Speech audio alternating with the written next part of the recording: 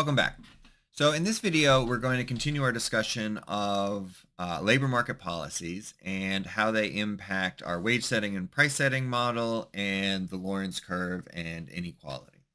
And what we'll see is that some policies that we might want to do anyway, that will increase, wages and output, might not have much of an effect on inequality. And some policies that we might put in place to affect inequality might not work as well as we would hope. And so we have to think about that. And so let's get started here. The first thing we want to talk about is improved education and training. So in some ways, this is always something that we want to do, right? Increasing workers' skills and how much they're able to produce will increase our average product of labor. And so from our wage setting and price setting model, that's going to mean a shift up in our average product of labor from the red line to the yellow line. And that's also going to mean a shift up in our price setting curve from the black line to the gray line. Now, remember, the wage setting curve comes from workers' reservation wages and preferences. And so that's not going to shift in this case. And we will move from point A to point B. And so what does that mean? Well, it means, first of all, that we have higher real wages. So good, right? We want higher real wages. It also means that we have a slightly lower unemployment rate. So in this case, we go from 10% unemployed to 7% unemployed, 90 minus 80 versus 90 minus 83. But actually, it's not going to have a huge impact on our Lorentz curve and our Gini coefficient. And the reason for that is that the amount of output that's going to labor is staying the same. It's staying at that 60%. And the amount that's going to capital, to the owners of the firms, is going to stay the same. It's staying at 40%. So our Lorentz curve is only shifting a little bit, right? It's going from 10% unemployment to 7% unemployment. That's good, right? 3% more people are working. But the amount of income that bottom 90% is getting is the same. And so our Gini coefficient only decreases a little bit from 0.36 to 0.34. Now, that's okay, right? That's fine. We have not increased inequality, and everybody has more income. The workers have more income. The owners have more income. More people are working than before. And so this is still a really good policy, still something we want to do, but it's not going to have a huge impact on our income inequality. Another possible policy is a wage subsidy. Now, this might work in some cases and not in other cases. So let's just think about what a wage subsidy is. A subsidy is the opposite of a tax, right? And so instead of paying extra, anytime you do something, you receive some in return. So in this case, the firm would receive an amount of, a percentage, say, of the wage so that it decreases their costs. So in this case, they're giving an example where the regular wage is $40, but they get a 10% subsidy from the government so that reduces their costs by $4. And so the net wage would be $36. So now the costs of the firm have now fallen, right? And so we would expect them to produce more. We would expect the prices to be lower. And that would mean that if this happened across the entire economy, then the price setting curve would increase, right? Because prices are lower. So the real wage goes up. And that would decrease unemployment as well. So, okay. We have to think about a few things though, right? Because, well, if we say, well, a 10% subsidy does all this, what about a 20% subsidy? What about a 30% subsidy? What about a 50% subsidy, right? That would decrease costs. But what we need to think about is, well, where's that money coming from, right? That money has to come from somewhere. And the only way for it to come from is taxes. And we haven't talked about taxes yet. We're going to talk about them a little bit later in this chapter. But taxes will actually have the opposite effect, right? It will shift the price setting curve downward. And so sometimes a wage subsidy might make sense, but it's a policy that you want to use cautiously, right? It might be Might make sense if you're trying to encourage hiring in a certain industry that is just getting started. It might make sense if you're trying to encourage firms to hire a group that has maybe a higher unemployment rate than another group. But it's something to be cautious about. What about unemployment benefits? So unemployment benefits are something that we see across the developed world, and we'll look at some data in just a minute. And obviously, if there's some group of people that don't have any income, then they are likely to be in significant poverty, and we would like to alleviate that. And so an unemployment benefit is one way to do that, right? And so in this case, we're saying, okay, we've got 10% unemployment that comes up from over here in our wage setting, price setting model. We would like to give those people some income. And so we give them, in this case, 4% of the income. That increases our Lorenz curve, and our Gini coefficient falls from 0.36 to 0.32. So good, right? We want to do that. There's a couple things, again, that we need to be aware of, right? The unemployment benefits have to be paid for, and so we have to think about taxes, and we haven't introduced taxes into this system yet, right? Basically, what we've assumed is that that income is coming from the other workers. And that's not completely false, right? Unemployment benefits are usually paid for by a tax on employment, which gets directly paid for by firms, but is probably indirectly paid for, at least partly by workers.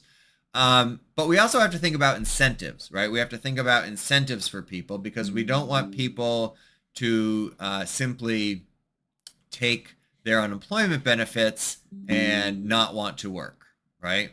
And because if they do that, then that can shift our wage setting curve up.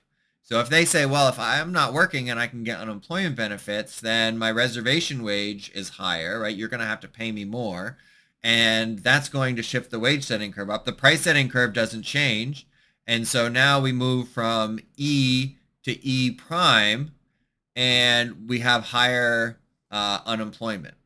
And so in this case, if we actually do that calculation and we go from 10% unemployment to 30% unemployment, but we're paying them, the same amount. So instead of 4% of income, it goes to 12% of income. Then our Gini coefficient actually increases from 0.36 to 0.52. And so it's all about sort of those unintended consequences, right? Now, that's not how unemployment benefits work, of course. Unemployment benefits generally are short term. So in the United States, it's usually about 26 weeks. They don't provide, a huge amount of income. And they're not everybody is eligible for unemployment benefits. So if you quit your job, you're not eligible for unemployment benefits. If you just graduated from school, you're not eligible for unemployment benefits, right? You have to have been working for a certain amount of time and then get laid off through no fault of your own, right? If you get fired for stealing from the company, you're not eligible for unemployment benefits. And so we would expect maybe a small increase in the wage setting curve, but not a huge increase in the wage setting curve, depending on how generous those unemployment benefits are, right? So if we make them, available to anybody who's not working and we make them very generous, then yeah, that could be a big shift up in our wage setting curve. But based on how they are in the United States and in many countries, we wouldn't expect a big increase in the wage setting curve. One example that we'll talk about in just a minute is from Sweden, where their policies sort of decrease that shift up in the wage setting curve. We can see Sweden here is not that far from the United States. So this graph shows the gross unemployment benefit replacement rate on the horizontal axis, meaning how much of your income on average gets replaced by unemployment benefits. So you can see Sweden and the United States are around 50%. Austria and Greece are around 30%. Luxembourg is 85%. Switzerland and the Netherlands are over 70%. And so what this is saying is that there's a wide range of unemployment benefits.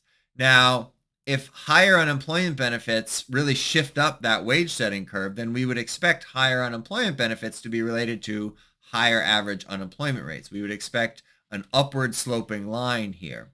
What we see is really just sort of randomness, right? There's not really an upward sloping line. There's not a downward sloping line. It's just sort of scattered all over. Turkey, Sweden, the U.S., Iceland, and Korea all have similar unemployment rate benefits, right? But have very different unemployment rates. Turkey has higher unemployment rates. Korea has very low unemployment rates. So that tells us that there's something else going on, right? And that is going to be related to other labor market institutions, how easy it is to hire and fire people, but also, different social norms. And so we're going to need to keep looking. But this says, you can have policies that will increase benefits, right? We can see Switzerland and the Netherlands over here, and still have low unemployment rates. But you can also have not very generous unemployment benefits and have really high unemployment rates like Greece. So countries need to be careful and think about their sort of total labor market institutions.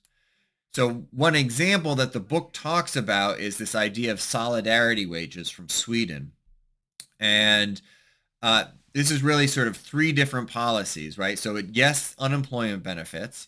And so that does potentially shift the wage setting curve from, to the left up. But also equal wages for equal work. And so basically that means that wages were determined at more of a national level. And so that firms that were hiring for similar work had to pay the same wage. And what this meant was that low productivity firms could not afford those wages and they went out of business. High productivity firms, whose labor was much more productive, could afford those wages, and they expanded and ended up with more market share. And so that shifted up the price setting curve. And along with that, they had sort of an active labor market policy for retraining people and helping unemployed people find new jobs. And so instead of moving from E to E prime, right, with their unemployment benefits, they moved to E double prime. And so did it increase unemployment rates? Maybe a little, certainly not as much as in this graph, but it also increased wages. And in the, I think, last video, we'll talk about the Danish example, which is very similar, right, where, they're trying to make it, easy for firms to hire workers and fire them when they need to, but also providing benefits for those workers and retraining them where necessary. All right, so we will stop there. And we're going to continue sort of our discussion of these labor markets and, how they relate to the data. We'll look at unions in the next graph, in the next video.